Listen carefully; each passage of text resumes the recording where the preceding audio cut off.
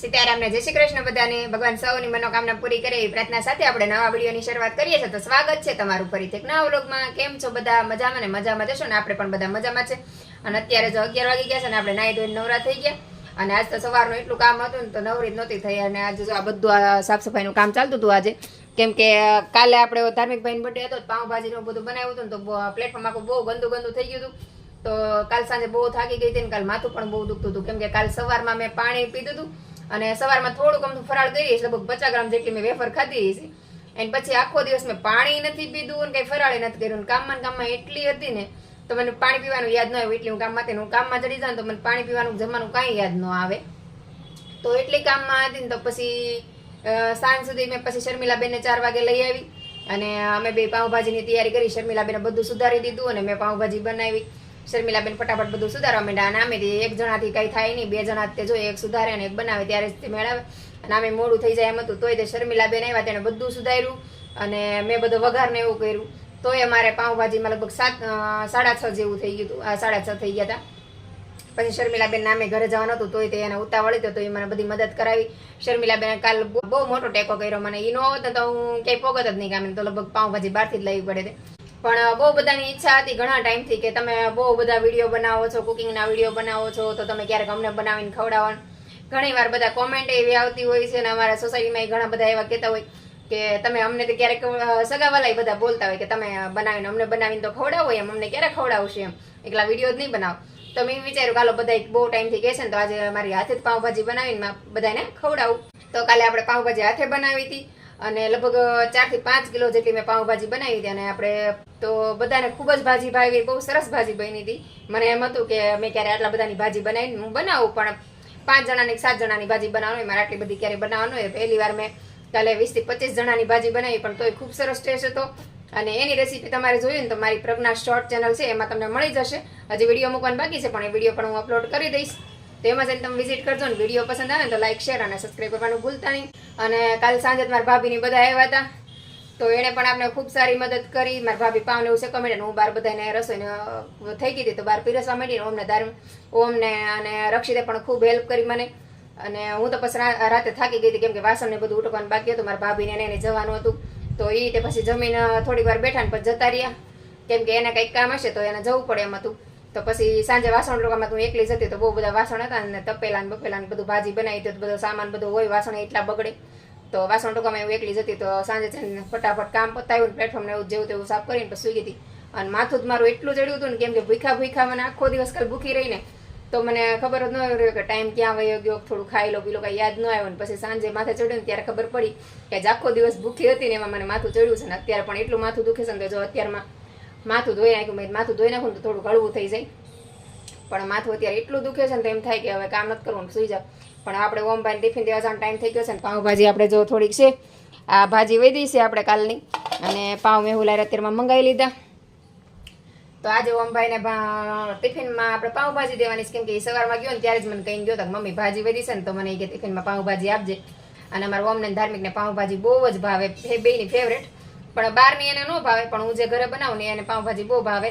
તો ઘણી વાર મને વારંવાર કહેતા હોય કે મમ્મી પાઉંભાજી બનાવી, તો હમણાં બનાવી જ નહોતી તો મેં કીધું કાંઈ નહીં, આજે વધી છે ને તો આજે ઓમભાઈને ટિફિનમાં પાઉંભાજી ભરી દેવાની છે. અને આમે મારી તબિયત આજે સારી નથી, માથું બહુ જ દુખે છે, મેં કાંઈ રસોઈ નથી બનાવી. તો આજે આપણે ગરમ કરીને હવે ઓમભાઈને દેવાની છે. અને ચાલો આપણે ઓમભાઈના ટિફિનનો પણ સમય થઈ ગયો છે, હવે આપણે ભાજી ગરમ કરીને ઓમભાઈને ટિફિન આપી આવી.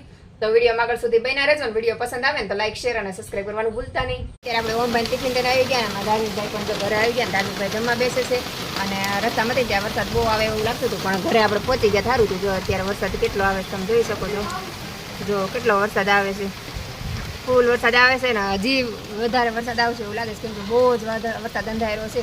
વરસાદ તૂટી પડે ને એટલો વરસાદ આવવાનો છે, લગભગ પાણી ભરાય છે એવો વરસાદ આવે એવું લાગે છે. હવે ધીમો ધીમો ચાલુ થયો છે. જો વરસાદ વધતો જાય છે, તમે જોઈ શકો છો, જો આપણે કેટલો વરસાદ વધતો જાય છે. તમારે ત્યાં વરસાદ કેવો છે મને કોમેન્ટ કરીને જરૂરથી કહેજો. આપણે કાંઈ 2 દિવસથી ખૂબ વરસાદ આવે છે. કાલે પણ સવારમાં વરસાદ અડધી કલાક સારો આવ્યો હતો ને અત્યારમાં પણ વરસાદ ચાલુ થયો છે. આજે કેટલી વાર આવે નક્કી નહીં. અત્યારે સવારનો સરસ મજાનો તડકો હતો, અત્યારે પાછો વરસાદ ચાલુ થયો છે. હવે આખો દિવસ પછી આવે કે ન આવે કોને ખબર. તો અત્યારે આપણા ઓમભાઈ આવી ગયા છે અને આપણે અત્યારે પીઝા મંગાવવાના છે. જો કે મેં સવારે આજ નાસ્તો કરી જ લીધો હતો, કેમ કે આજ સવારનું મને માથું, આમ તો કાલે નાઇટનું તે મને બહુ જ માથું દુખતું હતું ને, તો પછી આજ કાંઈ નહોતી રહી. મેં કીધા નથી રહેવું, કેમ કે બહુ માથું દુખે છે ને, પાછા વધારે ભૂખા રહી તો વધારે માથું દુખે. એક તો ઓલરેડી માથું એટલું દુખે છે ને, એટલી હદે દુખે છે ને એની વાત પૂછવામાં. મારી જગ્યાએ જો બીજા કોઈને આટલું માથું દુખતું હોય તો પથારીમાંથી ઉભાઈ ન થાય ને, હલે ને એટલું માથું દુખે ને હુતા જ રહે. પણ મને ગમે એટલું માથું દુખતું હોય કે ગમે એટલી બીમાર પડું તો હું બને ત્યાં સુધી સૂવું નહીં, કેમ કે હું સૂવું ને તો મને વધારે માથું દુખે ને એવું થાય ને ત્યાં ધ્યાન રહે. એટલે મને માથું દુખતું હોય કે બીમાર પડું ને તો હું કામ કર્યા કરું કે અથવા તો ક્યાંક બહાર વહી જાઉં કાં તો કોકની સાથે વાતો કર્યા કરું ને એવું કરું. પણ મારા ઘરમાં કોઈ સાચું જ ન માને કે આને માથું દુખતું હોય છે, લગભગ કોઈ ન માને કે આને માથું દુખતું હોય તો કોઈ થોડા આવી રીતે વાતો કરે ને કે બહાર જવાનું થાય, કે બહાર જવાનું થાય તો હું તૈયાર થઈ જાઉં, હાલો મારે આવવું છે એમ કરીને. એટલે કોઈને સાચું ન લાગે. જોકે મારી નાનપણથી જેવી આદત છે, મારી મમ્મી તે મને પહેલાં કહેતા કે તું સાસરે જાય ને તો તારું કોઈ વાત સાચી નહીં માને, તું આવી છો. તો હું મમ્મી કાંઈક માથું બહુ દુખતું હોય ને મમ્મી માથું દાબતા હોય ને તો મને કંઈક રમવા બોલાવતા ને તો હું રમવા વહી જતી ને. અહીંયા એવું જ થાય, મને ગમે એવું માથું ને એવું દુખતું હોય ને તો ગમે ત્યાં મેહુલ બહાર જવાનું કે ને તો હું તરત તૈયાર થઈ જાઉં, હાલો મારે આવું છે એમ. તો મેહુલ એમ કે તને સાચું સાચું માથું દુખે છે કે ખોટું ખોટું કહેશો એમ. પણ કોઈને પણ સાચું ન લાગે. જો અત્યારે હું તમારી સાથે વાત કરું છું તો તમને બધાને એમ થતું હોય છે કે આને માથું નહીં દુખતું, પણ અત્યારે રિયલમાં મને એટલું માથું દુખે છે ને કે એની વાત પૂછવામાં મને અત્યારે હબાકા નાખે ને એટલું માથું દુખે છે. પણ તોય તેવા આપણે છે ને અત્યારે ઓમભાઈ આવી ગયા છે, મેં કીધું પીઝા મંગાવીને આપણે પીઝા ખાઈ લઈએ. તો હમણાં આપણે ઓમભાઈને કહેશું તો ઓમભાઈ પીઝાનો ઓર્ડર આપી દેશે, તો પીઝા મંગાવીને આપણે ખાઈ લઈશું. અને સાંજે પણ જો આપણે માથું ઉતરી જશે તો રસોઈ બનાવશું, નકર પછી બહાર જઈને જમી આવશું. તો હાલો આપણે પીઝાનો પેલા ઓર્ડર કરી દઈએ. અત્યારે આપણા પીઝા આવી ગયા છે અને એમાં ધાર્મિકભાઈ ખાવા બેસી ગયા. જો આપણે પીઝા આવી ગયા છે અને એમાં ધાર્મિકભાઈનો ફેસ જો, આમ જો કેટલો ખુશ છે, આમ જો આમ જો આમ જો આમ જો સ્માઈલ, આમ જો ધમુભાઈની આમ જો. આ ધાર્મિકભાઈ બહુ ખુશ છે પીઝા જોઈને. કેમ ધમુ? કેમ કે ધાર્મિકને કાલે પીઝા ખાવા જો, જે અહીંયા પીઝા પડ્યા છે અને અહીંયા આપણે એક લઈને એક ખોલ્યો છે, બીજા આપણે બંધ રાખ્યા છે. અને એમાં ધાર્મિકભાઈની ઈચ્છા હતી પીઝા ખાવાની. કેમ ધમુ? કાલે બર્થડે મંગાવ્યા હતા કા? કાલે ધાર્મિકભાઈને બર્થડે પીઝા ખાવા હતા, પણ પછી બધાને આપણે જમવાનું કર્યું હતું એટલે એટલા બધાને આપણે પીઝામાં ન મજા આવે. તો આપણે એટલા બધાને પીઝામાં ન પહોંચી શકાય ને ઘરે બનાવીએ તો બહુ બધા વા લાગે ને એક સાથે જમવા ન બેસી શકે. એટલે આપણે પીઝાનું કેન્સલ રાખ્યું હતું અને પાઉંભાજી બનાવી હતી. તો પછી વિચાર્યું કે આજે આપણે ધાર્મિકભાઈને પીઝા ખવડાવી દઈએ.